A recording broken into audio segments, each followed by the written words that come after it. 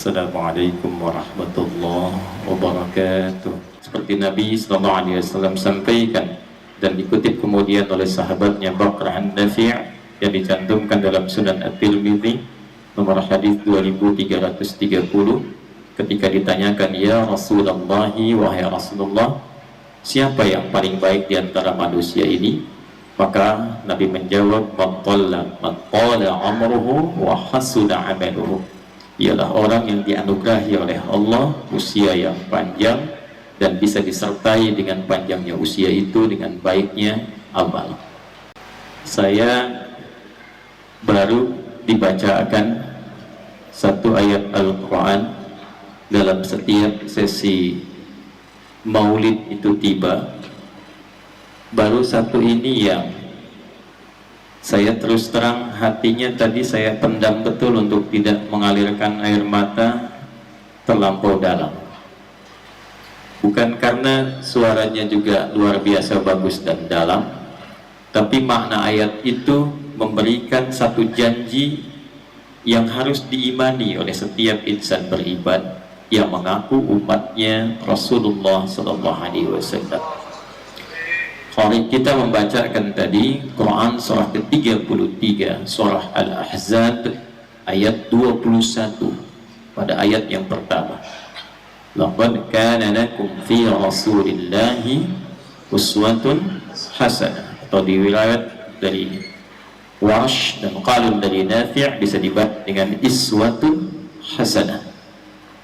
Tapi poin yang besarnya adalah liman kana yarjullaha wal yawmal akhir wa dzakarallaha katsiran. Ada orang-orang yang mencintai Rasulullah SAW. Ada orang-orang yang menjadikan Nabi Muhammad SAW sebagai idola dalam hidupnya. Saking cintanya dengan Rasulullah, dia mengejar sirahnya, dia meneladani, dia bersolawat kepadanya. Dan satu yang paling penting, niat ia mencintai Nabi betul-betul dilakukan karena Allah Subhanahu wa Ta'ala yang memerintahkan kepadanya. Maka orang-orang yang datang bukan sekedar untuk belajar, tapi menghadirkan cintanya pada Rasulullah SAW, ingin mengenal lebih dekat dan meneladani Rasulullah SAW, maka oleh Allah dijawab, orang itu akan berpeluang berjumpa dengan Allah Subhanahu wa Ta'ala. Dan ini mahal. Perjumpaan dengan Allah itu paling mahal dan tingkat tertinggi, bahkan dibandingkan dengan sekedar mendapatkan surga. Ada orang-orang yang ketika di akhirat nanti dalam hisab, wajahnya berbinar-binar.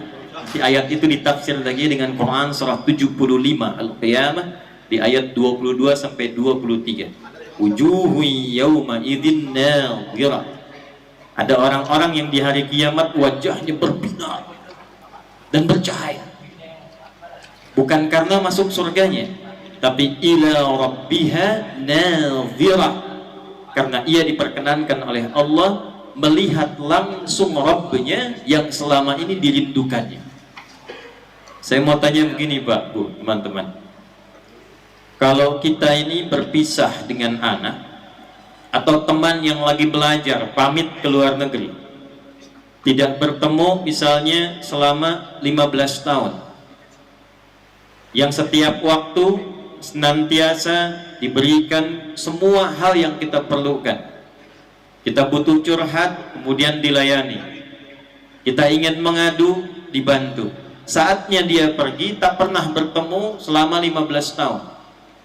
Kemudian dia kasih kabar, insya Allah besok saya pulang. Pesawat landing di Soekarno-Hatta jam 9 pagi.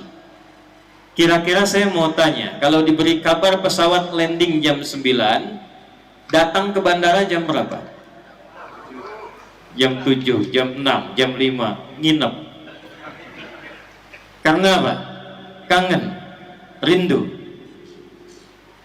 Ada yang menyampaikan kepada kita usia 4 bulan dalam kandungan sebelum dilahirkan, yang kita tidak pernah lihat, kita tidak pernah menatap langsung, Tapi kita berkomitmen dalam usia kandungan 4 bulan ketika roh mulai ditiupkan. Quran surah ke-7 ayat 172, ya, wa idz akhadha rabbuka min bani adama min zuhurihim dzurriyyatahum wa ashhadahum ala anfusihim alastu bi rabbikum qalu bala syahidna. Makanya usia 4 bulan kita sering berdoa minta sama Allah itu. Saat roh ditiupkan, itu ditafsir nanti dalam salah satu hadis yang dipopulerkan oleh Al-Imam An-Nawawi pada hadis nomor keempat tuh di Al-Arba'in yang 42 hadis itu. Ya. Begitu ditiupkan kata Allah, apakah engkau mau berkomitmen menjadikan aku sebagai Rabb, Tuhan yang merawatmu, memberikan semua kebutuhan, memaafkan kalau salah, mengampuni kalau berdosa, kalau sakit aku yang sembuhkan, semua kebutuhan aku yang cukupkan. Maka kita katakan bala, ya Allah, tanpa fikir. Kalau bala itu ya tanpa fikir. Syahidna, kami bersyahadat. Tapi dari sejak kita lahir oksigen gratis, kasih sayang diberikan, rezeki dicukupkan, kenyamanan didapatkan. Belum pernah kita lihat pada anak, pada kawan saja yang berpisah kita beberapa tahun, kita punya kerinduan yang tinggi. Kenapa tidak ada yang merindukan bertemu Rabbnya ketika kembali pada Allah Subhanahu wa Ta'ala?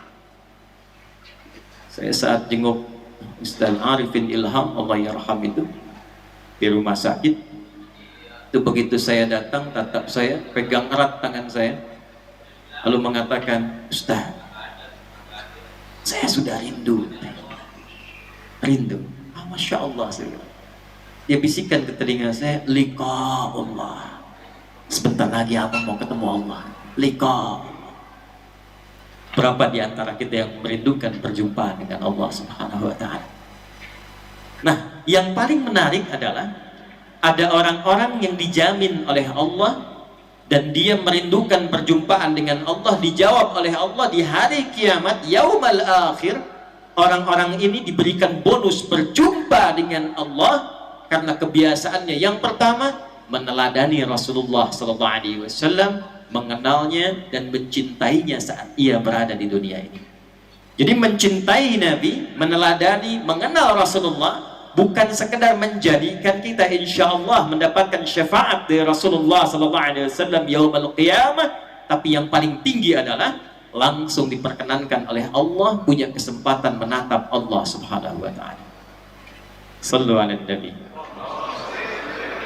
Oleh karena itu mengucapkan selamat di antara sekian hamba-hamba Allah yang diberikan kemudian kelembutan di hatinya untuk datang ke masjid ini untuk mengenal Rasulullah SAW lebih dekat. Di antara sekian hamba Allah yang beraktivitas, kita yang dipilih oleh Allah Subhanahu wa Ta'ala untuk berada di masjid ini malam ini. Mudah-mudahan malam ini kita berjumpa berjamaah, besok lusa kita kembali kepada Allah berjamaah. Wasiqal ladzina taqaw rabbahum ilal jannati zumara. Ada orang-orang yang masuk surganya berbondong-bondong berjamaah. Ketika hisab Allah katakan langsung masuk secara berjamaah. Begitu masuk, mudah-mudahan kita disambut di telaga Kautsarnya Rasulullah SAW. Dan dengan itu diperkenankan oleh Allah untuk menatap wajahnya Allah Subhanahu wa Ta'ala. Siapa itu Rasulullah? Siapa itu Rasulullah? Tak kenal maka ta'aruf. Karena tidak semua yang dikenali itu mesti sayang. Anda kenal istri tetangga kan tidak langsung sayang. Baik. Tak kenal maka ta'aruf, kita kenali. Jangan-jangan selama ini kita mengatakan Nabi saya Muhammad, Rasulullah Sayyidina Muhammad SAW, tapi tidak kenal siapa beliau itu. Karena tidak kenal itulah kemudian fungsi ayat ini hanya sekedar menjadi bacaan.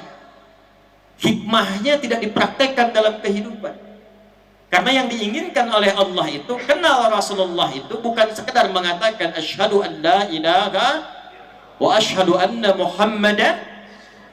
Itu bukan cuma di lisan.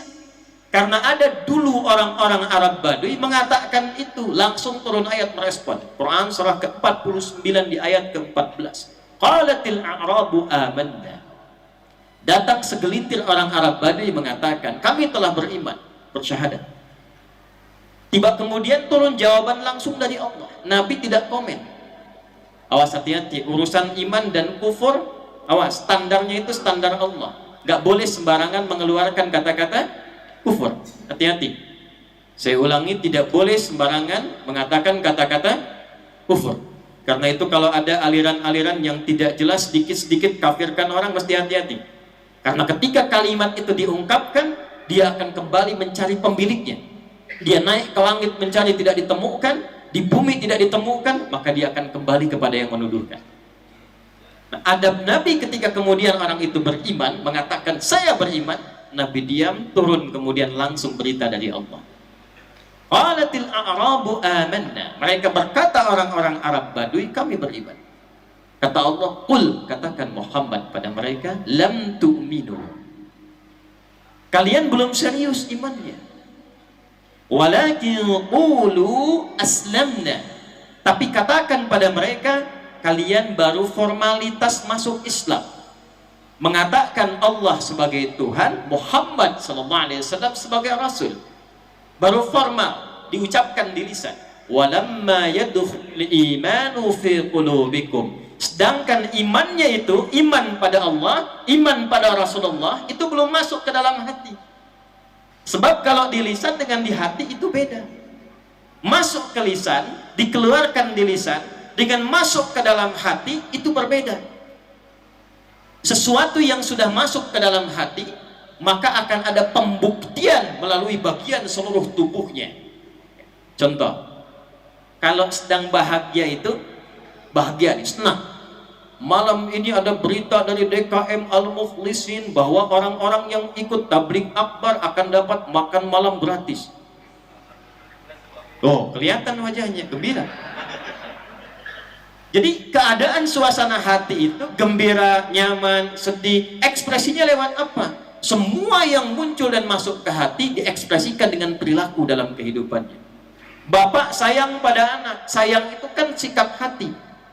Sifat itu menjadi sikap dibuktikan lewat apa? Kata-kata yang baik, perilaku yang baik, belayan yang dibutuhkan diberikan. Semua yang muncul dari hati pembuktiannya lewat perilaku. Awas nih, ada perempuan di belakang ya yang belum nikah. Jika ada anak laki-laki mengatakan pada Anda, saya mencintaimu, jangan percaya. Hati-hati itu. Karena baru di lisan. Karena cinta itu bagian dari rasa hati. Perlu dibuktikan. Maka yang perlu dibuktikan pembuktiannya. Kalau ada yang mengatakan, aku mencintaimu, jawab, buktikan cintamu dengan menuliskan nama kita berdua di buku pernikahan kita. BPKB, buku pernikahan kita Jadi kalau cuma dikatakan, itu belum iman. Mesti dibuktikan. Ketika kita bertanya, ya Allah, bagaimana membuktikan saya mencintai Rasulullah? Saya kenal Rasulullah, maka dijawab oleh Allah, laqad kana lakum fi Rasulillahi uswatun hasanah. Nah, pembuktiannya kata Allah, ikuti Rasulullah itu. Teladani Rasulullah itu. Apa yang kami teladani ya Allah? Apa yang kami ikuti? Nah, ini yang akan kita bahas. Ternyata ayat ini itu bisa dibaca dalam lafaz uswah itu dengan dua cara. Berapa cara? Dua cara. Satu kali kita tadi membaca riwayat Hafiz dari Asim. Laqad kana lakum fi Rasulillahi uswatun hasanah. Pakai u. Yang kedua ada riwayatnya Warsh dan Qalun dari Nafi' Al-Madani. Imam Nafi' itu tinggal di Madinah. Itu badannya tinggi besar, rambutnya keriting, kulitnya hitam, ya. Kemudian itu telinganya pendengarannya kurang. Tapi beliau seorang ahli Al-Quran yang tahu kesalahan orang baca Quran hanya melihat gerakan bibirnya saja. Dan tidaklah Imam Nafi' Al-Madani ini ketika beliau berbicara ahli Quran ini kecuali keluar bau harum dari mulutnya. Imam Nafi' Al-Madani. Maka riwayat kedua yang dipopulerkan oleh Imam Nafi' itu berbunyi laqad kana lakum fi Rasulillahi iswatun hasanah. Jadi ada uswah, ada iswah. Apa bedanya? Ini saya tunjukkan sebentar ya. Tapi saya mohon maaf, saya tidak bermaksud menggurui. Ini cuma menyampaikan kembali guru-guru kami yang telah mengajarkan. Semoga Allah berkahi guru-guru kita insya Allah ya. Ini saya tunjukkan sedikit saja nih ya, supaya kelihatan. Ini belakang kelihatan kan? Ini aja yang depan belum, sana udah kelihatan tuh. Ini Pak Kiai luar biasa nih, berkah masjid ini. Belum saya tulis udah kelihatan tuh ya, belakang. Ini saya tulis begini nih ya, hamzah, sin, waw, ta. Ini uswah di atas, ini iswah di atas. Pertama, ada qudwah, ada uswah, itu beda. Kalau qudwah, pernah dengar qudwah hasanah? Nah, qudwah itu artinya bisa diteladani, sosok teladan, tapi belum tentu dengan meneladaninya kita otomatis menjadi teladan, belum tentu. Itu qudwah namanya. Tapi kalau kita meneladani satu sosok dan setelah itu kita pun menjadi teladan, itu berubah namanya dari qudwah menjadi uswah. Langsung ditetapkan oleh Allah semua yang melekat pada sosok Sayyidina Muhammad SAW, semua yang melekat pada beliau itu dengan sifat kerasulannya, teladani kata Allah, karena beliau ditetapkan sebagai sosok teladan. Dan ketika itu diteladani, yang meneladani seketika akan menjadi teladan di setiap apapun yang dia lalui, apapun itu, dan di setiap masa. Umar itu sebelum meneladani Nabi bukan siapa-siapa. Kenal Umar bin Khattab? Dia bilang kenal. Tapi ini masih agak mendingan. Saya di Bengkalis ada yang kenal Fir'aun. Kenal Fir'aun, kenal. Hampir saya pulang tuh.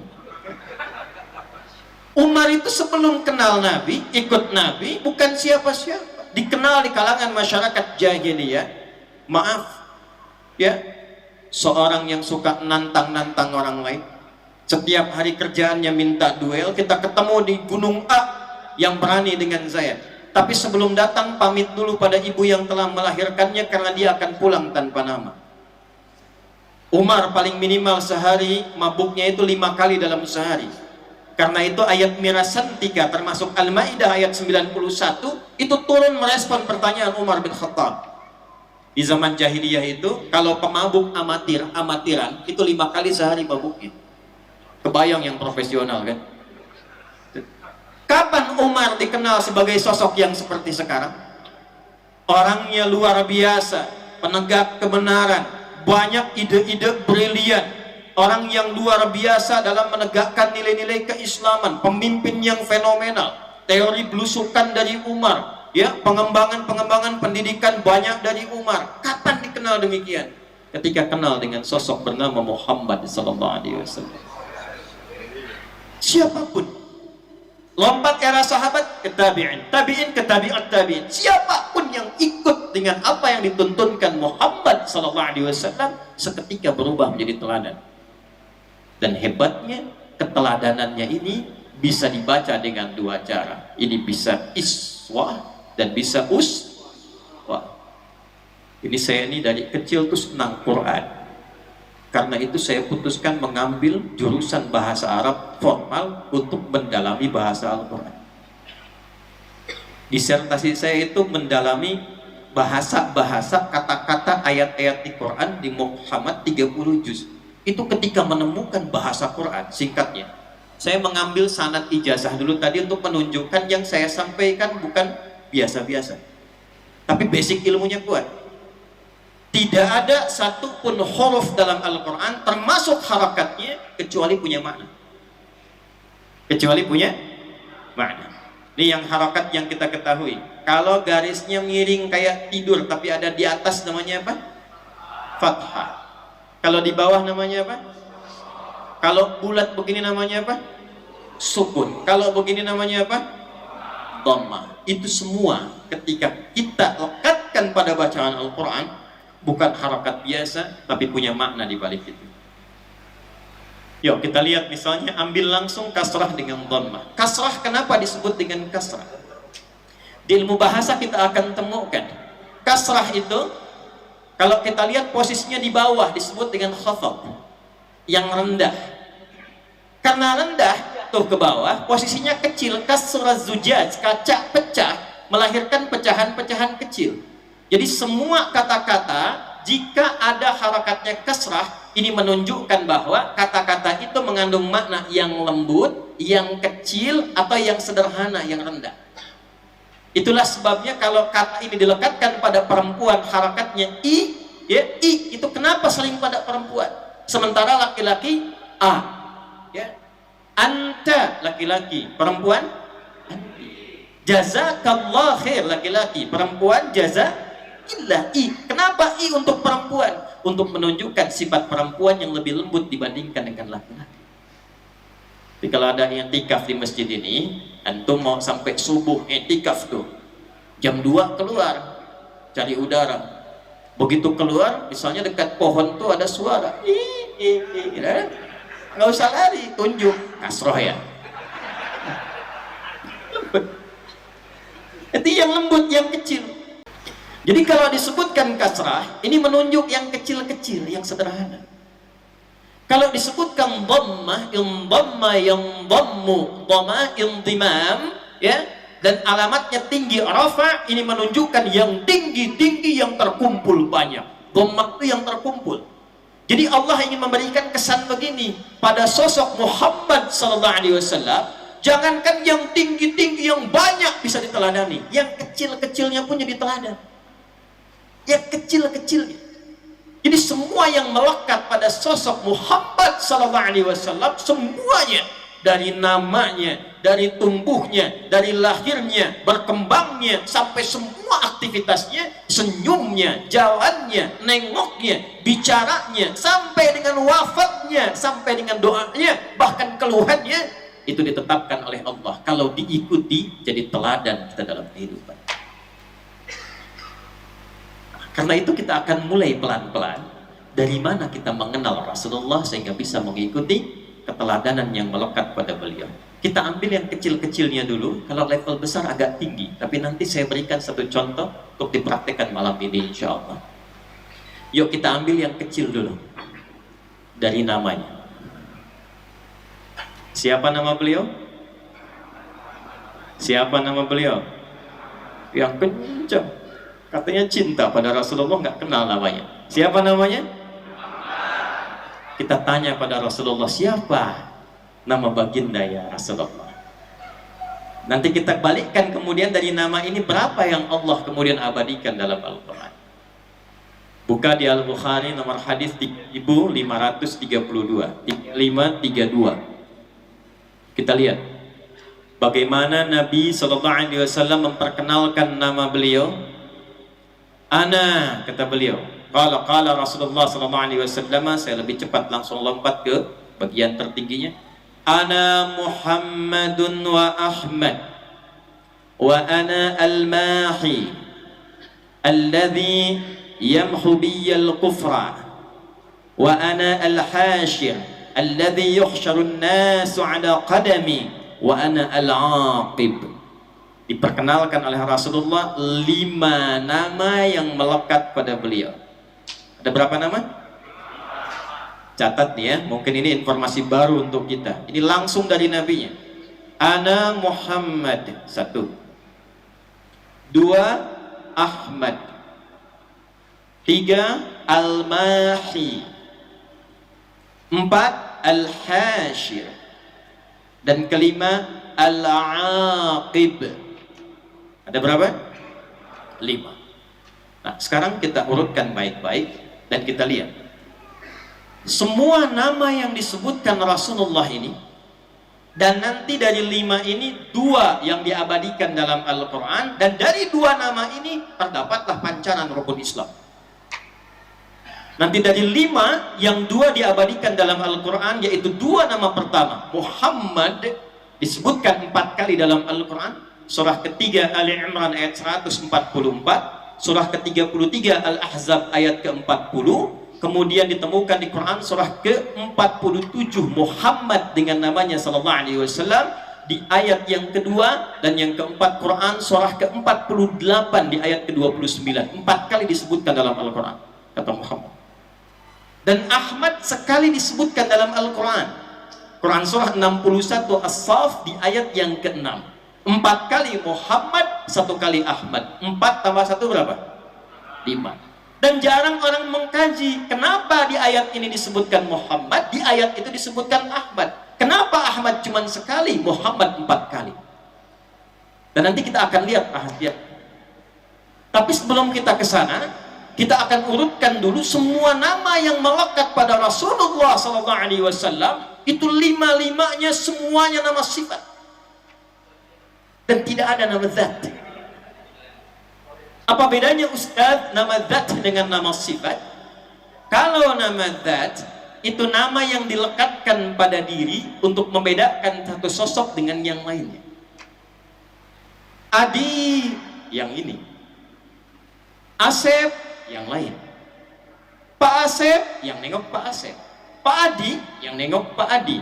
Adi dan Asep itu nama diri yang diberikan pada sosok untuk membedakan ini Adi, ini Asep. Tapi kalau kita katakan Pak Asep yang jujur, Pak Asep yang penyabar, Pak Asep yang tawadhu, maka jujur, sabar, tawadhu itu namanya nama sifat. Jelas? Semakin ditambahkan sifat baiknya, semakin mulia nama dirinya. Dan hebatnya, nama zat bisa hilang dengan wafat zatnya, tapi nama sifat gak akan pernah hilang. Asepnya boleh meninggal, tapi kan jujurnya tidak wafat. Pernah mendengar begini, ada pengumuman telah meninggal dunia, jujur. Telah wafat, sabar. Tidak pernah kita temukan. Sifat itu akan terus abadi melampaui zamannya, sekalipun zatnya sudah tidak ada dalam kehidupan. Itulah yang melekat pertama kali yang Allah berikan pada Rasul mulia ini, dibedakan semua namanya dari nabi-nabi sebelumnya dengan nama sifat. Jika Anda bedakan dengan nabi-nabi sebelumnya sampai ke Adam alaihissalam, makanya komentar Nabi, ana al-aqib, saya penutup semua nabi dari Adam sampai ke beliau, dan punya keistimewaan semua nama yang melekat pada beliau sifat. Silakan urutkan sampai ke atas.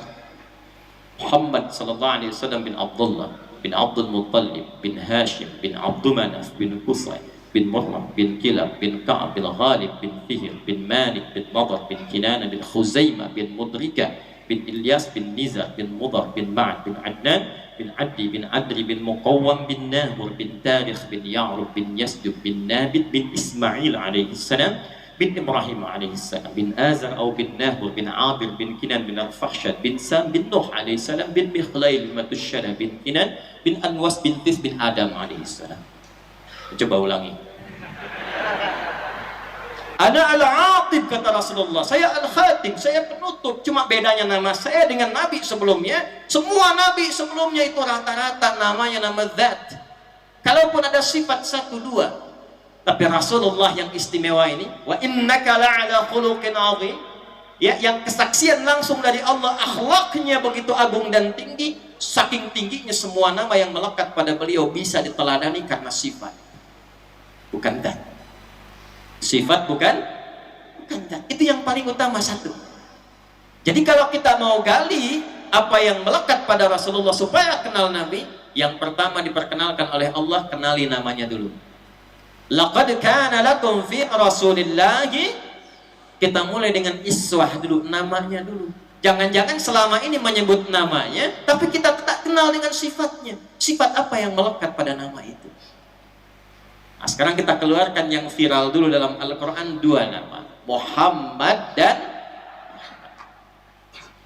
Bapak Ibu sekalian. Sekali lagi saya tidak bermaksud mengajari, tapi kalau kita buka sirah yang agak tinggi-tinggi ya, kalau Nurul Yakin masih ringkasan ya, tapi kalau kita ngaji ke Ibnu Ishaq sampai dengan ke atas, kita akan temukan ternyata di era jahiliyah, di zaman Nabi dilahirkan itu, nama Muhammad tidak populer, belum pernah ada sebelumnya. Saya ulang ya, nama Muhammad itu belum pernah ada sebelumnya di kalangan masyarakat jahiliyah. baik di suku Quraisy ataupun suku-suku yang lain. Usama banyak, Zaid banyak, Muhammad tidak ada. Kapan nama itu muncul dan bagaimana seorang Abdul Muttalib kakek Nabi Sallallahu Alaihi Wasallam memberikan nama khusus untuk cucunya, diberi nama dengan Muhammad? Di tahun-tahun sebelum kelahiran Rasulullah Sallallahu Alaihi Wasallam, sebelum maulidnya terjadi, Abdul Muttalib kakeknya Nabi itu melakukan perjalanan, karena orang-orang dulu itu punya kebiasaan untuk merantau dalam dagang. Kalau tidak ke Syam, sekarang ada 4 negara di Syam, itu wilayahnya 4 negara sekarang: Lebanon, Yordania, Syria, dan Palestina yang lagi kita banyakin doanya tuh. Atau ke Yaman. Nanti kebiasaan ini diabadikan di Quran surah Quraisy, di ilafi Quraisy, ilafihim rihlatash syita'i was syita. Wasa itu kemana jalannya? Kalau bukan ke Yaman, ke Syam. Saat jalan ke Syam itu, beliau ditemani oleh 3 sahabatnya.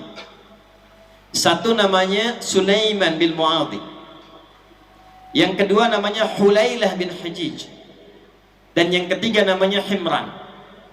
Sulaiman, Hulailah, Himran, dan Abdul Muttalib. Begitu sampai di Syam, bertemulah dengan seorang pendeta Nasrani, bertanya ke 4 orang ini, kalian dari mana? Kata Abdul Muttalib pada saat itu mengatakan, karena juru bicaranya, kami dari Mekah, di Jazirah Arab. Dijelaskan tepatnya. Maka komentar pendeta itu mengatakan, pendeta Nasrani, nanti akan datang Nabi terakhir dan lahirnya dari tempat wilayah Anda. Akan datang Nabi terakhir, lahirnya dari tempat wilayah Anda. Perhatikan, namanya Muhammad. Namanya siapa? Muhammad. Saya kasih jalur nasab dulu ya, nasab dengan sanad ilmunya nih ya. Dan saya pernah mencari dan pernah punya dulu namanya Injil Barnabas, itu jelas tertulis Muhammad di dalamnya. Ternyata nama Muhammad ini, Bapak Ibu sekalian, itu sudah diviralkan oleh Allah di kalangan seluruh nabi yang bertugas di bumi. Bahkan Allah mengambil perjanjian dengan semua nabi sebelum tugasnya dimulai, agar mereka mengimani Muhammad sallallahu alaihi wasallam dan menolong dakwah beliau kalau beliau diutus sesuai dengan eranya. Jadi kalau tiba-tiba muncul di era Nabi itu, perjanjiannya Nabi itu mesti ikut mengimani Muhammad sallallahu alaihi wasallam dan membantu dakwahnya. Itu nanti bisa dilihat di Quran surah ketiga Ali Imran di ayat 81. Kita pakai Quran sama hadis saja nih. Lihat ayatnya. وَإِذْ أَخَذَ اللَّهُ مِيثَاقَ النَّبِيِّينَ لَمَا آتَيْتُكُم مِّن كِتَابٍ وَحِكْمَةٍ ثُمَّ جَاءَكُمْ رَسُولٌ مُصَدِّقًا لِمَا مَعَكُمْ لَتُؤْمِنُنَّ بِهِ وَلَتَنصُرُنَّهُ قَالَ أَأَقْرَرْتُمْ وَأَخَذْتُمْ عَلَى ذَلِكُمْ إِصْرِي قَالُوا أَقْرَرْنَا قَالَ فَاشْهَدُوا مَعَكُمْ مِنَ الشَّاهِدِينَ. Paham? Tidak. Wa idh akhadallahu mitsaqan nabiyyin, dan ingatlah, pahamilah, pelajarilah, ketahuilah ketika Allah mengambil komitmen dengan semua nabi yang bertugas di bumi. Ingat, ada al-anbiya, ada nabiyyin, itu beda.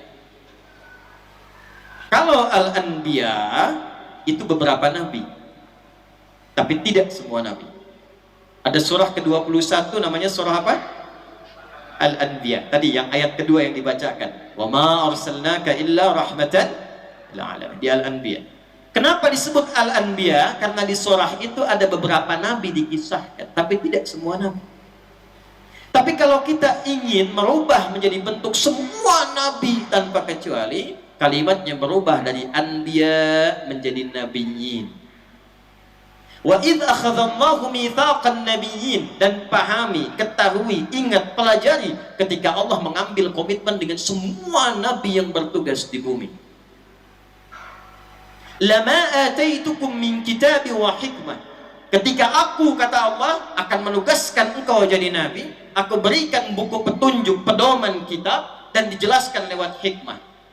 Jadi ada kitabnya, ada penjelasannya. Nabi Musa kitabnya apa? Taurat, kitab. Penjelasan Nabi Musa disebut dengan hikmah. Nabi Isa kitabnya apa? Injil. Penjelasan Nabi Isa terhadap Injil disebut dengan hikmah. Nabi Muhammad kitabnya apa?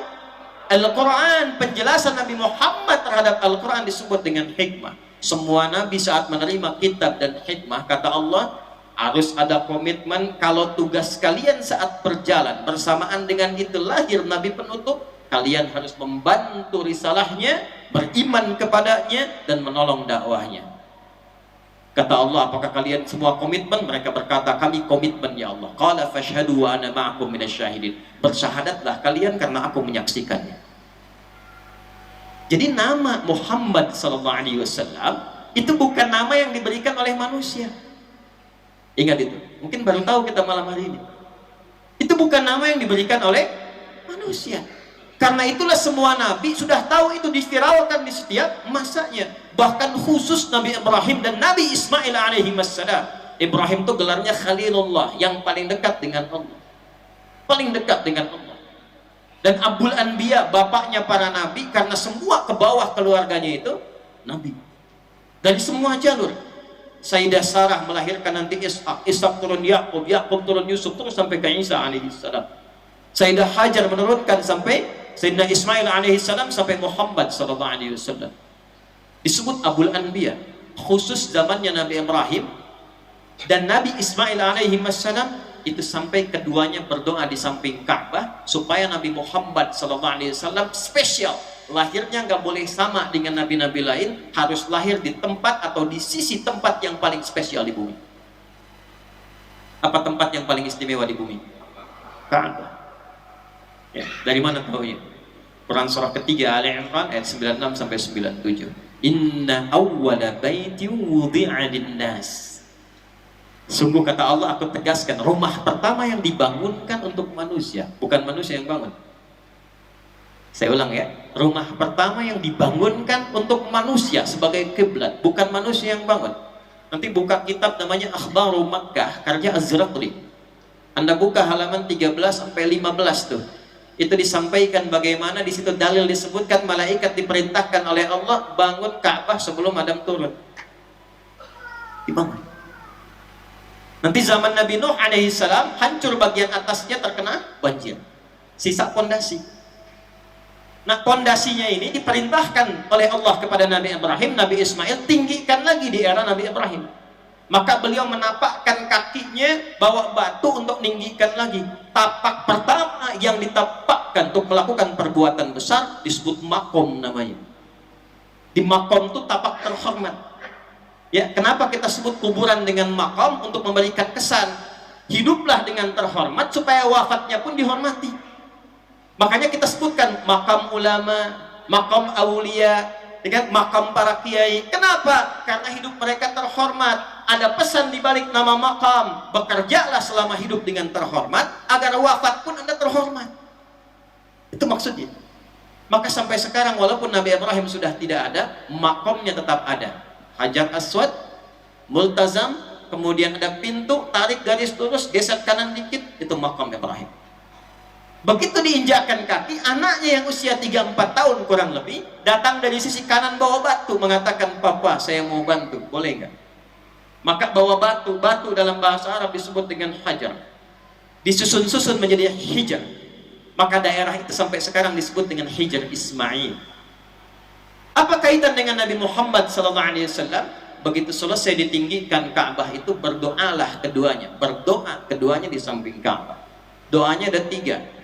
Diabadikan di Quran surah kedua Al-Baqarah ayat 127, 128, 129. Nah, yang 129 itu khusus untuk Nabi Muhammad SAW. Rabbana wab'ath fihim rasulan minhum yatlu alaihim ayatika wa yu'allimuhumul kitaba wal hikmah wa yuzakkihim innaka antal azizul hakim. Ya Allah, mohon nanti Rasul yang diutus yang terakhir, yang mulia, yang istimewa itu, mohon lahirkanlah ya Allah di tempat yang termulia, di sisi Ka'bah ini, di kalangan penduduk yang akan hidup di sekitaran Ka'bah ini. Sekarang silahkan riset dan cek. Nabi mana yang pernah tugas di muka bumi yang lahirnya dekat Ka'bah? Gak ada, kecuali Nabi Muhammad SAW. Nanti kalau umrah, kalau haji, ini kita doakan mudah-mudahan yang belum bisa dipercepat ya. Nabung, gak cukup dengan amin, nabung. Ntar dari Zam-Zam keluar, langsung belok kanan tuh, jangan masuk masjid dulu, lurus dikit belok kanan ke arah yang bawah bukit tuh yang ada istana. Lurus, tandanya sebelah kanan tuh ada pos security, CCTV-nya tuh satu warna putih ngadepnya ke depan. Ya, bawahnya kursi ada warna hijau. Lurus saja dulu, terus sampai ke ujung. Ya, sebelah kanan ada kipas angin, tuh saya hitung tuh ada 35 tuh dari awal sampai akhir. Yang ini belum saya hitung. Sampai ujung. Begitu nyampe ujung, tarik kemudian ke kanan dikit agak serong 45 derajat, 150 meteran. Anda temukan satu rumah tuh yang sekarang jadi perpustakaan, warna krem, itulah tempat Nabi dilahirkan. Tidak ada satupun Nabi yang lahir dekat Ka'bah kecuali Nabi Muhammad SAW. Nabi Ismail lahirnya di Palestina, wafatnya dekat situ. Tapi Nabi Muhammad lahirnya di situ. Jadi saking mulianya Nabi ini, awas hati-hati nih, Allah sudah memuliakan luar biasa. Namanya diviralkan, tempat lahirnya istimewa, yang mendoakan para nabi, sampai nanti kerisalah Nabi terakhir sebelum datangnya Nabi Muhammad SAW. 600 tahun sebelum kelahiran Nabi Muhammad SAW, namanya itu sudah semakin dikuatkan, bahkan semakin gembira. 600 tahun sebelum kelahiran Nabi Muhammad. Maka Nabi sebelum Nabi Muhammad, ya, pengantar sebelum ditutup itu namanya Isa bin Maryam. Yesus Al-Masih itu lahir 600 tahun sebelum Nabi Muhammad SAW. Dan beliau merasakan pada masa itu, ini akan segera datang nih Rasul penutup. Maka redaksi Qurannya berbeda. Nabi Ibrahim, Nabi Ismail masih berdoa, Nabi Isa memberi kabar gembira. Nah, kebayang nggak nih, ada orang 600 tahun belum lahir orangnya sudah gembira. Pak, aduh saya gembira nih, ayo kita syukuran. Gembira apa? Anak saya mau lahir. Kapan? Ntar kalau saya udah nikah. Udah nikah aja belum? Respon kita gimana tuh? Oh, nanti ada-ada aja gitu ya. Tapi ini lain, Nabi Muhammad tuh beda. Belum lahir, masih 600 tahun. Nabi Isa, Nabi Rohullah, dekat dengan Allah, dijaga oleh Allah, ibunya mulia, ya. Dan itu menyampaikan kepada umatnya, aku berikan kabar gembira. Nabi Isa gembira, Nabi Isa gembira. Ente Nabi bukan, Rasul bukan, surga belum jelas, nggak ada pujian di Quran, nggak gembira dengan kedatangan Nabi Muhammad, dipertanyakan. Mungkin para nabi kalau lihat lagi, lihat bingung siapa nih. Para nabi gembira. Quran surah 61 ayat yang ke-6. Wa idh qala Isa bin Maryam, disebutkan langsung namanya Isa dan binnya. Ini saya kasih rahasia bentar ya, kita lompat dulu, tapi janji ini diantara kita aja nih ya. Kalau di Quran disebutkan nama plus binnya, itu berarti peristiwanya hanya terjadi pada orang itu dan tidak akan terjadi lagi pada yang lainnya di setiap masa. Jelas? Tapi kalau tidak disebutkan namanya, hanya disebutkan inisial atau gelarnya. Contoh, Fir'aun, Abu Lahab, dan turunan-turunannya. Ini menunjukkan peristiwa itu akan terjadi lagi di masa depan dengan tokoh yang berbeda, tapi sifat dan perilaku yang serupa. Contoh, ibundanya Nabi Isa disebutkan nama dan bintinya, wa Maryam ibnata Imran. Maryam anak perempuannya Imran. Kenapa disebutkan bintinya? Karena kejadian yang menimpa Maryam bisa mengandung dan melahirkan tanpa disentuh laki-laki manapun. Walam yamsasni bashar. Bahasa Qur'annya tidak disentuh laki-laki manapun. Itu cuma Maryam binti Imran. Ya. Maryam Gandaria banyak, mana Pak Lurah tuh? Ya. Maryam sekarang misalnya lahir tanpa bapak banyak, tapi yang tidak disentuh laki-laki manapun cuma Maryam binti Isa bin Maryam. Kenapa disebutkan Isa dan binnya di Quran? Dan satu-satunya tuh, satu-satunya. Muhammad gak disebutkan di Quran dengan binnya, Nuh gak disebutkan, Adam apalagi karena gak ada bapaknya ke atas, kan? Nabi Isa, Isa bin Maryam, Isa bin anak laki-laki Maryam, anak laki-lakinya Maryam. Kenapa disebutkan sampai ke bin, sampai ke ibunya? Kenapa? Karena hanya Nabi Isa alaihi salam yang terlahir dari rahim seorang perempuan tanpa ada pasangan dia, tanpa disentuh laki-laki manapun. Isa bin Maryam. Ada lagi yang lebih hebat daripada Isa, namanya Adam. Siapa namanya? Adam. Jadi Allah itu menciptakan manusia dengan semua keadaan, 4 keadaan semua. 1, yang tanpa ibu, tanpa bapak, Adam. Jelas? Yang kedua, ada bapak tanpa ibu, belum tahu kan? Ada bapak tanpa ibu. Siapa? Hah? Hawa. Karena Hawa itu diambil dari tulang sulbinya siapa? Adam. Dari laki-laki tanpa perempuan. Sekarang ada perempuannya, laki-lakinya nggak ada. Siapa? Isa alaihissalam dari Maryam. Yang paling lengkap, ada bapaknya, ada ibunya, ada laki-lakinya, ada perempuannya. Siapa? Antum. Jadi untuk menunjukkan dari Allah gampang. Kalau aku mau, kun fayakun, jadi semua. Perkara mencipta itu semua jenisnya bagi Allah gampang. Hah? Jadi jangan salah menyimpulkan, oh ini karena nggak ada bapaknya ini istimewa, cuma ada ibunya, naik status dari Nabi jadi Tuhan misalnya. Ntar yang paling bingung, Adam statusnya apa tuh? Makanya di Quran langsung dikatakan, oh jangan baca Quran sih. Sungguh penciptaan Isa itu, inna mathala Isa, sungguh penciptaan Isa itu kamathali Adam. Sama aja dengan Adam, cuma nanti bagian mana? 1, 2, 3, 4. Poinnya langsung, wa idh qala Isa bin Maryam, ketika Isa bin Maryam menyampaikan pada umatnya, inni rasulullahi ilaikum. Inni itu inna tambah ya mutakallim. Innanya aja kalau kita ngaji nahwu udah dalam banget tuh.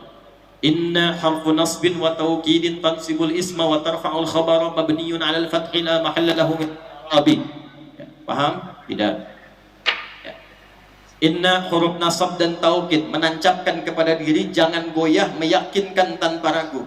Kalau ditambah yang mutakallim artinya yang bicara tidak ragu sedikit pun, menancapkan pada hatinya.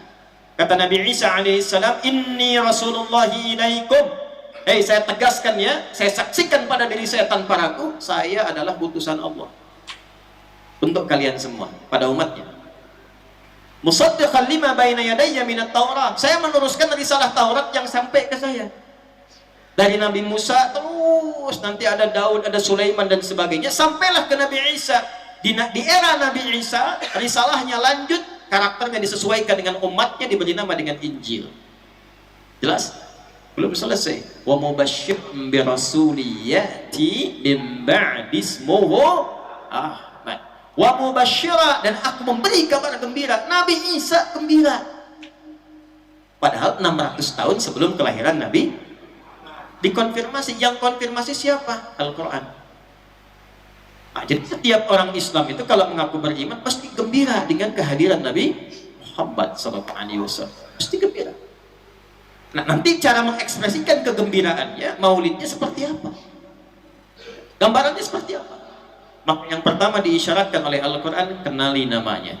Kenapa Nabi Isa mempopulerkan nama yang kedua Ahmad, sedangkan di ayat lain Allah populerkan dengan 4 kali disebutkan dengan nama Muhammad. Sekarang kita kenali dulu nama yang pertama, Muhammad.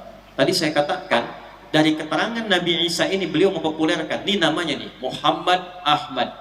Lanjutlah itu pada murid-muridnya, menyebar di antara muridnya, terkonfirmasilah 600 tahun setelahnya kakeknya Nabi Muhammad, Abdul Muttalib, kemudian jalan dengan 3 sahabatnya tadi, Sulaiman, Hulailah dengan Himran, ke Syam, bertemu dengan pendeta Nasrani tadi yang saya sebutkan di awal, maka mengkonfirmasi apa yang disampaikan Nabi Isa. Hei, di tempat kalian adalah seorang nabi, ya, akan lahir seorang nabi namanya Muhammad. Maka 4 orang ini berjanji kalau mereka dapat cucu, maka yang paling duluan di antara mereka cucu akan diberi nama dengan Muhammad.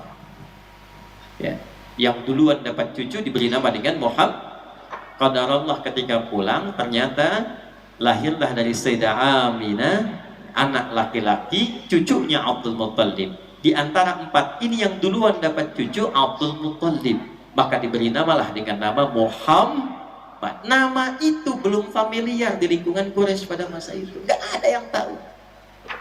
Jadi nama Muhammad itu pemberian Allah. Jelas? Pemberian siapa?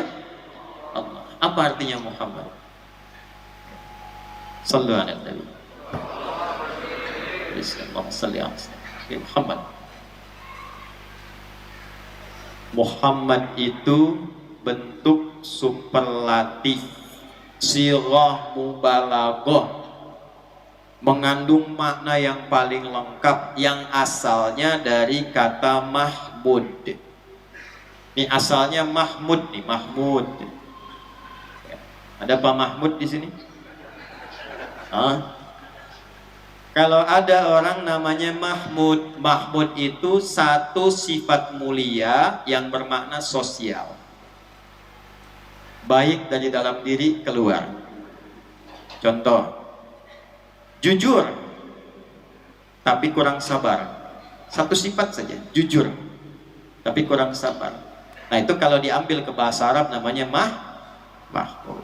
Jujur orangnya tapi kurang sabaran. Sabar misalnya kan, tapi kurang jujur.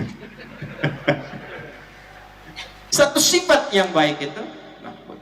Kalau sifat itu dikumpulkan, semuanya disatukan dalam aspek sosial. Sosial itu hubungan sesama manusia dengan hewan, dengan tumbuhan, dengan alam. Karena itu disebut hablum minan bukan. Kalau nas itu dengan manusia saja. Hablum minal makhluqat. Minan nas itu belum lengkap. Kalau hablum minan nas hubungan dengan manusia saja. Dengan hewan bagaimana? Dengan tumbuhan bagaimana? Kalau sama manusia baik, sama hewan baik, sama tumbuhan baik, dan semua sifat kebaikan itu melekat pada dirinya, maka berubah dari Mahmud menjadi Muhammad. Kenapa beliau dinamakan dengan nama Muhammad sallallahu alaihi wasallam? Untuk menunjukkan sifat kasihnya yang sangat luar biasa. Karena sifat yang diberikan oleh Allah yang melekat kepada beliau, yang dibacakan qari tadi di bagian terakhir, wa ma arsalnaka illa rahmatan lil alamin. Jangan dipopulerkan sama Maher Zain aja itu rahmatan lil alamin. Sifatnya kita praktekkan. Alamin itu siapa saja, bukan satu alam. Jadi kalau sama manusia Nabi Muhammad itu jelas sudah baiknya, jelas lacak semua sirah ditemukan bagaimana indah perilakunya. Sedang ruku ada yang naruh kotoran di punggungnya, apakah marah? Tidak. Selesai diangkat, bersihkan, senyum, biasa lagi. Diancam, dipersekusi, mau dieksekusi, diusir, dimaafkan. Sama manusia masih biasa, tapi bagaimana dengan hewan, dengan tumbuhan? Saya ambil yang paling tinggi aja deh, dengan tumbuhan. Suasana perang nih ya, bisa. Contohnya, perang itu kan nggak ada kasih sayang ya. Makanya surat izin bertahan, izin membela diri, bukan izin menyerang ya. Jadi namanya jihad nih. Jihad itu bukan nyerang sembarangan, awas hati-hati. Ya, hati-hati. Jihad itu izin mempertahankan diri, membela diri ketika diserang. Makanya Mbah Hashim itu, ya, kayak Haji Muhammad Hashim bin Asy'ari mengeluarkan resolusi jihad untuk bela bangsa, bela negeri, bela diri, bela iman. Bukan nyerang sembarangan, hati-hati. Ini penting saya ingatkan nih. Kalau ada pengajian-pengajian tertentu, ngajak-ngajak nyerang, lukai orang, hati-hati. Justru itu yang dilarang oleh Nabi. Dan Nabi pernah ingatkan di masa-masa lalu akan terjadi potensi itu. Di hadis Muslim nanti, kalau ngajinya dilengkapi. Ya, saya juga ini menghimbau dan bermohon pada Allah, semoga tidak pernah terjadi lagi tuh ya, yang demikian. Saya cukup tuh waktu kajian di Lampung yang bikin shock itu, bom di Jalan Tamrin. Tiba-tiba satu jamaah reaksi langsung angkat tangan. Ustaz, apakah bom di Jalan Tamrin termasuk jihad fisabilillah? Saya bilang, Mas, sependek pengetahuan saya, jihad fisabilillah itu jihad di jalan Allah, bukan di Jalan Tamrin. Tapi poinnya apa? Dalam konteks membela diri pun dalam suasana peperangan kan itu berkecamuk ya, luar biasa dahsyat dan nggak ada kasih sayang. Makanya ketika diizinkan membela diri dalam suasana di infansi itu, turunlah surah At-Taubah. Bara'atum minallah. Turun tuh izinnya dari Allah, silahkan bela diri. Tapi itu satu-satunya surah dalam Al-Quran yang nggak ada Bismillahirrahmanirrahim, nggak dibuka dengan Bismillah. Yang lain semua pakai Bismillah. Cuma nanti akan diganti di An-Naml ayat 30. Wa innahu min Sulaimana wa innahu bismillahirrahman. Jadi lengkaplah 114 Bismillahirrahmanirrahim dalam Al-Quran. Cuma di At-Taubah nggak ada. Kenapa At-Taubah itu tidak dibuka dengan Bismillahirrahmanirrahim? Karena surah itu adalah surah izin untuk berjihad, membela diri dalam suasana peperangan. Sedangkan Rahman dan Rahim itu sifat sayang, sifat rahmat. Nggak ada orang perang pakai sayang. Izin nembak ya, oh, sakit nggak di sana? Maaf ya. Tembak ya tembak aja, bom aja. Itu namanya peperangan. Tapi dahsyat-dahsyatnya perang, keluarlah kata-kata legenda seorang Muhammad SAW. Pasukan muslim nggak boleh rusak tanaman, nggak boleh cabut sembarangan. Tuh. Kalau pada manusia udah biasa, yang perempuan jangan dilukai, yang bayi-bayi dijaga, yang tidak terlibat jangan kemudian dipersekusi. Makanya ditunjukkan tuh di Palestina sekarang tuh, cuman berita yang keluar hoax semua. Ya, bayi-bayi dibebaskan lagi, ibu dengan anaknya dirilis videonya, cuma kan yang nampak tuh yang tidak baik. Yang seperti itu biasa, saat kita dijajah juga pada waktu itu beritanya begitu. Saya tuh kemarin ke Belanda, saya sampai datangi kantor VOC itu. Sekarang udah jadi asrama di Delft, kecil dengan Masjid Mukhlisin gedean ini, cuman gudangnya besar. Ya, lain waktulah kita cerita itu ya. Tapi banyak hal yang tidak kita ketahui, banyak sesuatu yang bergeser. Tapi yang paling dahsyat, Muhammad SAW itu namanya mewakili sifat kasih, baik pada manusia, pada hewan nih, ya. Maaf, timbang nyembeli hewan nih, waktu Idul Adha. Cuma dalam Islam yang ada aturan jelasnya, menyembeli tapi tidak menzalimi hewannya. Kata Nabi, sebelum disembeli tajamkan pisaunya, sehingga tidak memberikan rasa sakit mendalam kepada hewannya yang mempercepat penyembelihannya. Tajamkan di Islam. Dan hati-hati, najaminnya itu nggak boleh di depan hewan yang akan disembelih. Sabar ya, najem kok cepet kok, insya Allah cepet. Nggak boleh tuh, dosa. Di mana ada aturan hubungan dengan tumbuhan bisa membuat manusia berdosa, cuma di Islam. Di mana ada aturan menzalimi hewan itu bisa celaka, cuma di Islam. Ada orang yang ngurung kucing kan, nggak dikasih makan. Dan ditunjukkan, diberitakan pada Rasulullah, terus sedang dihukum tuh karena perilaku zalimnya pada kucing. Sebaliknya hanya seorang perempuan yang larut dalam dunia gelap, tiba kemudian dia melihat seekor anjing kehausan, dia keluarkan bagian dari dirinya, ada yang menyebutkan sepatu, ada yang menyebutkan bagian dari tempat yang dia dapati, lalu dijulurkan tuh, diberi minum ke anjing itu. Anjing itu minum dan kemudian berjalan kembali dengan segar. Turun berita dari Allah Subhanahu wa Ta'ala, memberikan pahala yang baik untuk perempuan itu. Ada riwayat menyebutkan dari pelajaran itu dia menyimpulkan Allah memberi hidayah kepadanya, sehingga hewan yang najis, yang kotor pun bisa hidup kembali. Maka dia menyimpulkan, saya pun manusia yang dianggap najis bisa tobat kembali. Karena riwayat itu yang menunjukkan bahwa tobatnya itulah yang mendapatkan nilai lebih di hadapan Allah Subhanahu wa Ta'ala. Nanti saya sebutkan di akhir, dari semua kisah ini, nama Muhammad ini bukan sekedar nama, ditampilkan oleh Allah dalam Al-Quran untuk memberikan pesan kuat kepada semua yang mengaku umatnya. Praktekkan sifat itu, tiru, bawa dalam kehidupan. Jadi bukan cuma sekedar mengaku saya umatnya Nabi Muhammad, tidak. Nama Muhammad itu nama sifat. Kalau Anda, saya, kita mengaku umat beliau, artinya kita komitmen meneladani sifat yang melekat pada nama itu. Cek sampai malam ini bagaimana hubungan kita dengan manusia. Aspek satu, jangan-jangan datang ke masjid dengan orang tuanya masih bermasalah. Ibunya menangis karena sebab anaknya belum minta maaf sampai hari ini. Hati-hati. Buka Al-Adabul Mufrad tuh, ya, karya Imam Al-Bukhari. Coba dilihat di bagian topik pertama tuh, kalau nggak salah nomor hadis 13 tuh, paling kanan sebelah bawah. Itu ada anak pengen hijrah, udah berangkat, temennya ngaduin, anak muda tuh, remaja, temennya ngadu ke Nabi, ya Rasulullah, si fulan berangkat tapi ibunya masih nangis, bapaknya juga nangis. Dipanggil anaknya oleh Nabi, irji', Ulang kamu, bikin bapak ibumu tertawa seperti engkau telah membuatnya menangis.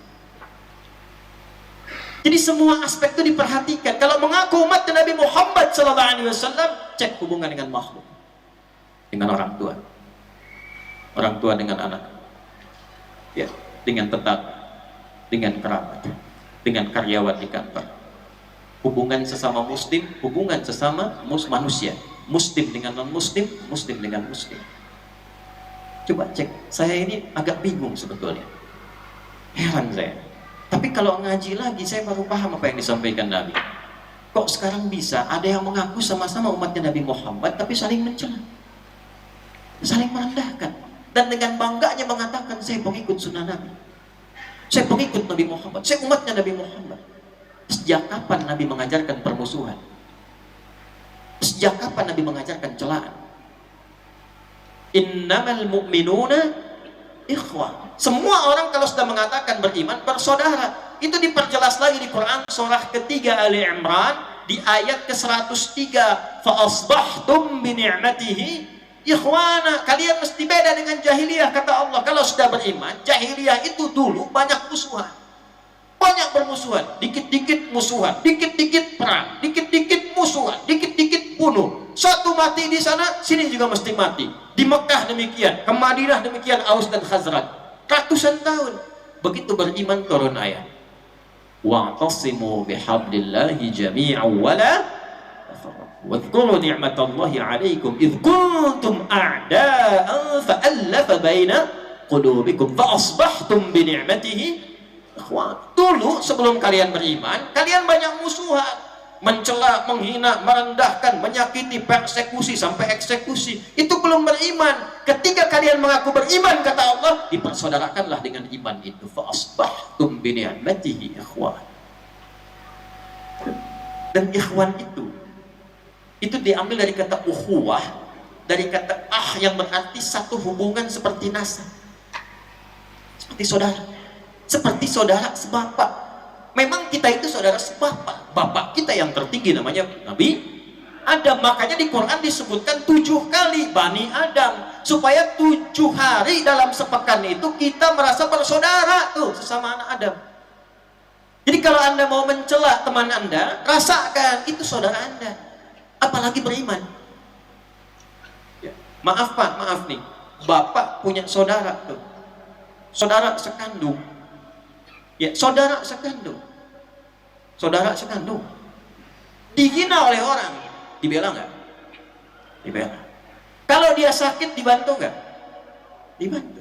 Kalau dia susah, dibantu nggak? Dibantu. Kenapa? Saudara. Sepanjang sudah beriman, ini Allah yang sampaikan, hei umatnya Muhammad, hei yang kata yang Nabi Anda Muhammad, kalau sudah beriman, Anda bersaudara. Dan menjadi tidak etis kalau sesama saudara itu saling merendahkan, saling mengganggu, saling mengecilkan, saling menuduh, bikin hoax. Nggak ada ceritanya. Makanya hubungan kita antar saudara itu selalu dibuka di Quran dengan iman. Dengan iman. Ini lisan nih, mulut nih. Apa fungsinya mulut? Bicara itu yang biasa, tapi kalau sudah beriman, itu lisannya dibuka dengan iman dulu. Coba ngajinya kita tamatin nih, kita hatamin tuh. Buka Quran 40, Quran surah 49 Al-Hujurat ayat 11 tuh. Ya ayyuhalladzina amanu, imannya dulu. Hei semua orang yang telah merasakan beriman. Kita perdalam nih dengan nahu nih. Ya harfun nida linida'il qarib wal mutawassit wal ba'id. Huruf panggilan memanggil yang dekat, yang menengah dan jauh. Disebutkan 361 kali dalam Al-Quran. Ayyuha disebutkan 150 kali dalam Al-Quran. Ayyunya munada, fungsinya menguatkan sebuah hukum. Haknya tanbih, mengingatkan hukum. Alladzina disebutkan 1080 kali dalam Al-Quran, mencakup semua tanpa kecuali. Laki-laki, perempuan, besar, kecil, tua, muda. Hei semua tanpa kecuali, laki-laki, perempuan, besar, kecil, tua, muda, sepanjang kalian punya iman, dimanapun kalian berada, dekat, menengah, ataupun jauh, aku ingatkan, kata Allah, aku kuatkan hukum ini. La yasrab qaumin qaum, jangan saling mencela. Kalau sudah merasa beriman, lisannya gunakan pada yang baik-baik. Turunlah petunjuk dari seorang Nabi Muhammad SAW. Gimana menggunakannya ya Rasulullah? Man kana yu'minu billahi wal yawmil akhir falyaqul khairan aw liyas. yang merasa beriman pada Allah dan hari akhir dan yakin akan dihisab, katakan mulutnya yang baik-baik. Kalau tak mampu dia, coba cek sekarang, ada nggak tuh sifat itu dipraktekkan dalam kehidupan? Tuh. Timbang persoalan kunut aja satu dengan yang lainnya sampai nggak ke masjid. Padahal yang salah bukan kunutnya, yang salah kurang ilmunya. Ini pernah, kenapa saya sampaikan di sini? Insya Allah enggak ya, enggak beda. Insya Allah enggak di sini. Saya baru datang dari Timur Tengah tuh. Saya punya kebiasaan, saya ajak tuh kerabat saya, kita jalan-jalan. Saya mau safari, pengen lihat masjid-masjid sekitaran. Subuh tiba-tiba saya masuk tuh ke satu komplek. Saya bingung kenapa kok warga kompleknya pada keluar pindah masjid lain. Saya tanya, Bang, ini kenapa pada keluar? Kita belum tahu juga, kita sholat deh. Begitu sholat selesai, saya pikir nggak ada yang aneh di sini. Begitu kita cross check lagi, kenapa Pak keluar tadi? Bid'ah. Bid'ah yang mana ya? Kenapa Pak? Kunut nih. Oh, la ilaha illallah, musibah. Musibah. Ya. Hanya persoalan furu'iyah yang ilmunya sudah jelas. Dari dulu udah diturunkan, dalilnya jelas. Yang kunut ini dalilnya, yang gak kunut ini dalilnya. Kalau pilih kunut begini caranya, kalau tak kunut ini caranya. Nyambung ke nabinya begini nih, ini runtutannya. Yang kunut dalilnya dari mana? Buka Sunan Abu Dawud, buka kemudian At-Tirmidzi, nyambung kemudian ke Al-Hasan, ada hadis Ibnu Umar, ada hadis Ibnu Abbas radhiyallahu taala anhuma. Kemudian bacaannya diajarkan Nabi, yang menyaksikan cucunya Nabi Hasan bin Ali radhiyallahu taala anhuma. Allamani Rasulullah sallallahu alaihi wasallam, Nabi SAW telah mengajarkan kepadaku kalimatin, beberapa kalimat doa yang aku bacakan khususnya dalam witir, nanti dipakai sebagian dalam subuh. Ada yang praktekkan di maghrib, hadis Al-Bukhari-nya dipraktekkan nanti kemudian di Maliki, yang memilih versi sebelum ruku, bacaannya menggunakan sir. Imam Syafi'i menggunakan bacaannya dengan jahar, digunakannya kemudian ba'da ruku. Apa bacaannya? Allahumma hdini fi man hadait, wa afini fi man afait, wa tawallani fi man tawallait, wa barik li fi ma a'tait, wa qini syarra ma qadait, fa innaka taqdi wa la yuqda 'alaik, fa innahu la yadhillu man walait, wa la ya'izzu man 'adait, tabarakta rabbana wa ta'alait. Kalau berjamaah, Allahumma hdina fi man hadait, wa afina fi man afait, wa tawallana fi man tawallait, dan seterusnya sampai akhir. Kalau tidak pilih itu, ngambil jalur yang kedua. Ketika diturunkan itu, riwayatnya Imam Ahmad, ya, rahimahullah ta'ala, hafal sejuta hadis, muridnya Imam Asy-Syafi'i. Kata Imam Ahmad, turunnya itu riwayat pada asalnya Nabi berdoa selama sebulan penuh. Di situ memohon kepada Allah untuk menghukum Bani Zakwan, beberapa yang lain, karena menipu, minta disampaikan guru dari Nabi, dikirim 70 orang, ternyata nyampe di Urmaunah dieksekusi semuanya. Maka Nabi bermohon kepada Allah, ya Allah hukum si fulan, sebulan dilakukan, utamanya dalam salat subuh dan maghrib. Maka turunlah Ali Imran ayat 128, laisa laka minal amri syai'un aw yatuba 'alaihim aw yu'adzibahum fa innahum zalimun. Muhammad, engkau tidak punya hak untuk menghukum orang atau memberi hidayah pada orang, engkau hanya mengingatkan saja. Makanya nanti turun ayat fadzakir innama anta mudzakir lasta 'alaihim bimusaitir. Maka dari situ Nabi berhenti, tapi mengajarkan kemudian beberapa kalimat kepada cucunya Al-Hasan. Riwayat satu Nabi pernah membaca, kan riwayat kedua Nabi tidak melakukan. Imam Ahmad mengambil tidak melakukan, tapi menyimpulkan kunut itu dilakukan kalau ada peristiwa penting saja. Karena sebelumnya Nabi nggak kunut, datang peristiwa itu Nabi kunut. Setelah itu ada riwayat melakukan, ada riwayat tidak melakukan lagi. Kesimpulan Imam Asy-Syafi'i, Imam Malik tetap mengamalkan sepanjang ada dalil. Kesimpulan Imam Ahmad, diamalkannya saat ada kejadian besar yang butuh doa dan support besar, seperti kejadian di Palestina sekarang. Dalilnya dua-duanya ada, cuman pilihan saja. Dari dulu nggak ada Imam Ahmad mengatakan Imam Syafi'i bid'ah nih, nggak ada. Dan saya belum pernah dengar sepanjang riwayat Imam Ahmad ngaji ke Imam Syafi'i. Imam Syafi'i kan gurunya, ikut tuh Imam Ahmad. Belum pernah saya dengar Imam Ahmad jamaah Imam Syafi'i. Imam Syafi'i jadi imam, begitu kunut Allahumma hdina fi man hadait, kata Imam Ahmad bid'ah. Gak ada. Jangan potong videonya nih. Sebaliknya Imam Abu Hanifah memilih nggak kunut sama sekali. Makanya di mazhab Abu Hanifah nggak ada kunut. Kenapa? Ngambil riwayat asal Nabi nggak kunut, selesai. Cuman pilihan aja. Ya. Imam Syafi'i datang ke tempat Imam Abu Hanifah. Imam Abu Hanifah sudah meninggal karena wafat tahun 150 Hijrah. 150 Hijrah Abu Hanifah wafat, Imam Syafi'i baru lahir.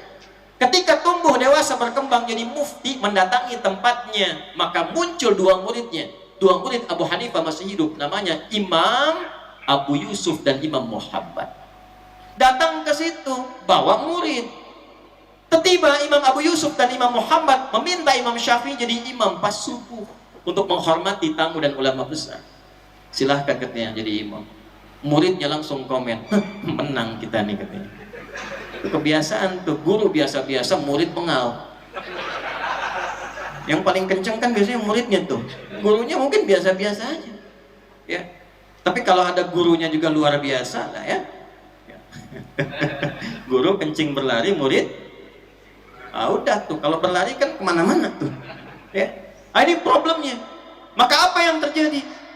Kata muridnya, kita menang nih. Ternyata Imam Asy-Syafi'i tidak baca kunut pada masa itu. Begitu selesai, murid langsung tanya, interupsi itu, guru kenapa tadi nggak baca kunut? Apa kata Imam Syafi'i? Saya menghormati pendapatnya Imam Abu Hanifah yang memilih untuk tidak kunut dan dipraktekkan di sini. Disitulah jadi filter. Kita di sini ngajinya apa? Misalnya Syafi'i kunutan tuh. Ketiba kemudian kita datang ke satu tempat yang tidak kunut di situ, imamnya nggak kunut, maka kita pun ikut tidak kunut.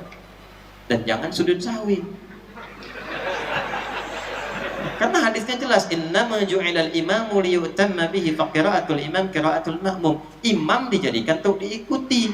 Maka semua yang dikerjakan imam, makmum tinggal ikut, pahala ikut. Sebaliknya, antum nggak kunut, datang ke satu masjid, imamnya kunut, ikut kunut. Dan fatwa ulama begitu. Itu yang di mazhab Hambali sekarang di Saudi. Syekh bin Baz rahimahullah sudah meninggal, Syekh Utsaimin sudah meninggal. Fatwanya sama. Kalau imamnya kunut, makmum walaupun dia nggak ikutnya, bukan paham bukan kunut, tetap mengaminkan di belakangnya, ikut imam. Imam, Allahumma hdina fi man hadait, makmum amin.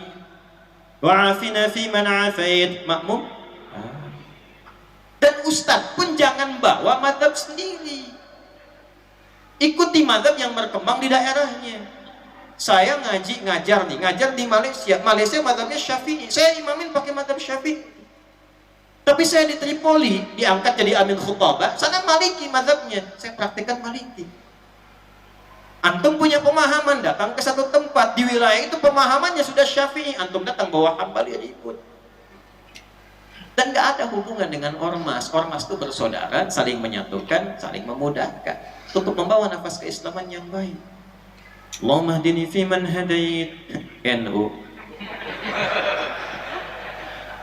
Nah, ini yang repotnya tuh. Kalau kunut NU nggak kunut Muhammadiyah. Zaman Nabi belum ada tuh.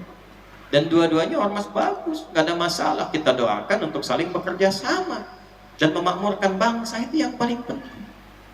Nah, itu ngajinya yang harus diperdalam supaya apa? Pancaran sifat Muhammad kita praktekkan. Ini baru sesama muslim. Itu masih mending kunut tuh, nunggu rakaat terakhir. Ada yang baru mulai rakaat sudah ribut. Gara-gara bismillah tuh. Baru dibuka udah ribut tuh. Umat sekarang wajah-wajahnya tuh. Padahal hadisnya jelas. Kurang lebih ada yang hitung 70 hadis dibagi 4 bagian. Ada yang jahar Bismillahirrahmanirrahim. Ada yang silent. Bismillahirrahmanirrahim. Maaf ya, kalau silent sir itu nggak usah ditempelin ke mic. Bismillahirrahmanirrahim. Alhamdulillahirabbil alamin. Itu sama saja dengan jahar, Joni. Sir itu Anda yang dengar, kalau diperdengarkan ke orang jahar namanya. Yang ketiga nggak dibaca sama sekali, langsung Alhamdulillahirabbil alamin. 4 baca rakaat pertama dengan jahar, riwayat Abu Hurairah. Dan yang keduanya tidak dibaca sama sekali. Bismillahirrahmanirrahim. Rakaat pertama. Rakaat kedua nggak dibaca, langsung hamdalah. Alhamdulillahirabbil alamin. Dan keempat-empatnya jalur kenabinya ada dan dijelaskan. Ini kapan Nabi baca jahar, kapan sir, kapan gak dibaca. Riwayatnya, penyebabnya ini, asalnya di sini, tempat jelas. tinggal dipilih. Keempat-empatnya disebut manhaj, at-tariqul wadih, semua sumbernya nyambung ke Nabi dengan jelas. Tapi saat kita praktekkan kan mesti pilih salah satu. Nggak mungkin empat-empatnya dibaca. Imam besar Masjid Al-Mukhlisin mengimami sholat subuh dengan 4 versi utama, 70 hadis, sehingga masjidnya disebut sunnah banget. Bismillahirrahmanirrahim. Bismillahirrahmanirrahim. Tidak dibaca sama sekali. Mesti pilih salah satu. Ketika dipilih salah satu, disingkat ma dhahaba ilaihi al-Malik. Apa yang cenderung diambil oleh Imam Malik? Ma dhahaba ilaihi Syafi'i. Imam Syafi'i cenderung ngambil yang mana? Ma dhahaba ilaihi Ahmad. Imam Ahmad cenderung yang mana? Kepanjangan ma dhahaba ilaihi singkat madhab. Madhab. Jadi madhab itu bukan kelompok, bukan pilihan sendiri, bukan otak-atik sendiri, nggak ada. Jangan bikin kaidah yang aneh-aneh. Apa kaidah aneh itu? Pilih mana? Pilih Nabi, pilih madhab. Ente kalau nggak belajar lewat madhab, nggak akan mungkin sampai infonya ke Nabi. Karena semua yang sampai ke kita sekarang itu mengerucut ke jalur madhab. Karena 4 ini kemudian yang mendokumentasikan pelajaran informasi dari Nabi ke sahabat. Sahabat banyaknya mengingat, jarang sekali yang mencatat, karena ingatannya itu luar biasa tajam. Tajam. Semakin menyebar, semakin kurang ingatan. Tuh. Sahabat dulu banyaknya mengingat dibandingkan mencatat. Dan hebatnya mereka hafalannya di dalam kepala. Orang sekarang hafalannya di luar kepala. Saya udah hafal di luar kepala, Ustaz. Nah, itu belum hafal, masih di luar kepalanya. Karena itu orang Arab mengatakan kalau sudah hafal, hafidtu an dhahri qalbi. Saya hafal dalam kepala saya sampai ke hati saya. Menyebar, kemampuan menghafal berkurang, maka dicatat. Yang banyak menghafal dan mencatat itu kurang lebih 4 yang paling fenomenal. Imam Abu Hanifah yang wafat 150 Hijrah, Imam Malik yang lahir 93-94 Hijrah, Imam Asy-Syafi'i yang lahir 150 Hijrah, dan Imam Ahmad bin Hanbal yang lahir 163 atau 164 Hijrah.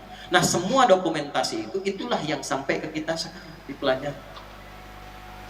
Maka nggak ada hubungannya kemudian dengan kondisi-kondisi kekinian. Semua jalurnya ke Nabi ada. Yang pilih Bismillah jahar, bagus dalilnya ini. Yang disirkan ini. Ya, saya 2010 tuh jadi petugas di Mekah, menyambut jemaah haji Indonesia pertama kali, dan waktunya sholat Isya tuh.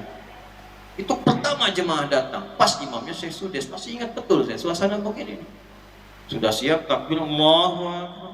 Bismillah. Alhamdulillahi Rabbil Alamin. Itu komentar jamaah Indonesia pertama di samping saya terdengar jelas. Alhamdulillah saya belum takbir tuh. Iki imamnya Muhammadiyah ya. Wah, saya komen langsung Muhammadiyah cabang Masjidil Haram. Nah, jadi ini sudah saatnya kita belajar dengan baik, mempraktekkan percikan nama. Jauh dari perselisihan. Ya, sudah bukan eranya lagi membid'ahkan, menyalahkan apa semua. Yang ada itu pelajari pakai ilmunya. Lalu ilmu yang baik itu praktekkan untuk membangun bangsa. Ini amanah dari Allah di Indonesia ini. Harus dijaga. Ulama kita banyak jagain itu dari dulu. Karena ini anugerah, undang-undang kita mengakui. Coba lihat di pembukaan undang-undang ini. Atas berkat rahmat Allah yang Maha Kuasa. Dan dengan didorongkan oleh keinginan. Jadi ini anugerah dari Allah. Proklamasi hari Jumat bulan Ramadan. Jumat bulan Ramadan anugerah Allah. Jaga. Jangan sampai terpecah belah. Rukunkan, nyatukan. Karena Nabi itu menyatukan, bukan memecahkan. Ini yang kita harapkan Nabi. Jangan sampai maulid. Habis itu berantem lagi. Bawa nama ini, praktekkan dalam akhlak, pancarkan dalam kehidupan kita. Itu baru sesama muslim. Maksud saya kasih contoh dulu. Orang Islam dengan orang Islam kasih contoh dulu. Supaya dakwahnya bisa dilihat oleh orang yang belum beriman. Bagaimana orang belum beriman bisa senang dengan Islam kalau sesama muslim aja masih saling mencela, saling menjatuhkan? Perbaiki dulu hubungannya. Setelah itu baru Nabi sampaikan sesama manusia. Hubungan akidah masing-masing. Ya ayyuhalladzina amanu. Hubungan sosial dibuka lintas keyakinan. Ya ayyuhan nas. Bab 1. Ya ayyuhan nas kulu mimma fil ardi halalan thayyiban. Lewat makanan. Bukan bab ibadah, ritual. Bab makanan, di penutup nih. Bab makanan.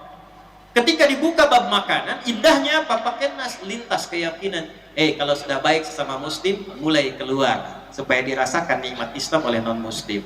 Dikasih contoh oleh Nabi. Prakteknya apa? Kalau engkau masak makanan, kata Nabi, baunya tercium ke tetanggamu, maka bagilah makanan itu walaupun Anda hafal tuh hanya kuahnya. Cuman karena bacanya terjemah, Anda masak itu opor ayam, ayamnya Anda makan, kuahnya bagi tetangga. Tetangga protes, tanya, kok cuman kuahnya Pak? Anda jawab, hadis Nabi. Anda pelakunya, Nabi tersangkanya, tuh repot tuh. Maksudnya apa? Nabi sudah visioner tuh jauh-jauh hari. Kalaupun masak kuah karena bumbu-bumbu yang khusus, kirim tetangga supaya nggak salah tafsir. Anda masak pakai bumbu rendang, tapi yang dibikin dari singkong. Singkong bumbu rendang. Kirimkan isinya supaya nggak salah tafsir. Jelas? Baik. Tapi pertanyaannya begini, apakah Nabi mengatakan kalau tetangga Anda itu muslim saja? Di tetangga di samping-samping, apakah semuanya muslim? Belum tentu. Masak Anda opor ayam, bagikan yang Islam. Yang Kristen lihat, begitu dilihat ditanya, Pak kayaknya Pak Haji enak opor ayamnya? Emang enak sih, cuman ente kafir sayang. Dosa tuh. Dosa karena melakukan kekerasan atas nama agama. Dan dibantah oleh Quran di Quran surah kedua ayat 256. La ikraha fiddin. Gak boleh ada paksaan, gak boleh ada kekerasan. Ya, gak boleh. Yang terjadi apa? Berikan. Satu. Yang non muslim ketok pintunya. Selamat pagi, Pak Haji ada apa? Ini ada opor. Silakan, mudah-mudahan bisa dinikmati dengan baik. Besoknya dia pulangin tuh pancinya, dia ketok udah bisa salam. Assalamualaikum. Tuh, seumur-umur belum pernah diucapkan. Cuman persoalan dengan opor ayam bisa keluar Assalamualaikum. Begitu dibuka pintu rumah Anda, Pak Haji, ini kembaliin panci. Terima kasih itu. Ini enak banget, bukan enak. Ini Islam yang perintah. Nabi Muhammad yang ngajarin berbagi. Itu dengan menggunakan opor, dia kenal Rasulullah. Teman saya namanya ada Syekh Al-Farisi dari Kuwait, seorang dai besar, dai dunia global. Itu saat melihat film fitnah yang dibikin oleh orang Belanda yang merendahkan dan menghina Nabi, beliau langsung terbang dari Kuwait ke Belanda. Apa yang dilakukan? Beliau di booking restoran paling mewah, paling mahal, paling bagus. Kemudian diundang orang itu untuk makan. Ya, dan orang Belanda senang kalau begitu. Makan. Itu sepanjang diundang sampai makan, nggak pernah bicara apapun, nggak menerangkan Islam, nggak membela Nabi, nggak apa. Makan aja. Sampai bingung Belandanya. Ketika bingung dia tanya, sebenarnya mau Anda apa? Enggak, saya cuma ngajak Anda makan. Ya. Itu sampai di apa yang diinginkan bisa sampai bagus. Kalau bertanya dalam bingungnya itu, siapa yang menginspirasi Anda berbuat begini? Maka dijawablah, yang mengajarkan saya seperti ini adalah orang yang Anda rendahkan dalam film yang Anda buat itu. Itu cuma dengan kalimat itu dan akhlak yang dipraktekkan. Babnya makanan, asyhadu an la ilaha illallah, asyhadu anna Muhammad rasulullah. Masuk Islam orangnya, kemudian diajak untuk umrah, untuk haji, ketemu dengan imam-imam Masjidil Haram, sekarang jadi dai di Belanda. Babnya makanan. Itu pancaran dari Muhammad, sifat kasih itu yang dibawa. Sifat kasih itu yang kita praktekkan. Jadi kalau tadi kita antarkan, kemudian dia kembalikan pancinya, Anda jawab, Nabi Muhammad yang mengajarkan saya begini. Senang dia. Terus dia tanya lagi, kira-kira hari ini Nabi Muhammad ngajarin masak opor lagi enggak? Jelas ya? Nah, kurang lebih itu saja dulu yang kita pelajari. Jadi saya ingin kita mengenal Nabi Muhammad itu, mengenal seutuhnya. Bukan hanya dengar cerita, dengar nabinya, tapi kita punya kesimpulan malam hari ini. Nama ini bukan sekedar nama, tapi memberikan pelajaran tentang sifat-sifat mulia yang menata perilaku kita lebih baik dan menjalin hubungan yang mulia di antara kita semua. Siap mempraktekannya? Nah, pertanyaan besarnya, kenapa Nabi Isa memperkenalkannya dengan nama Ahmad, bukan dengan nama Muhammad? Itu lain waktu kita akan bahas sampai kita menemukan keagungan di balik itu semua, insya Allah. Kita berdoa pada Allah Subhanahu wa taala. Mudah-mudahan doa kita dikabulkan oleh Allah, hajat kita dimudahkan oleh Allah, dan terkhusus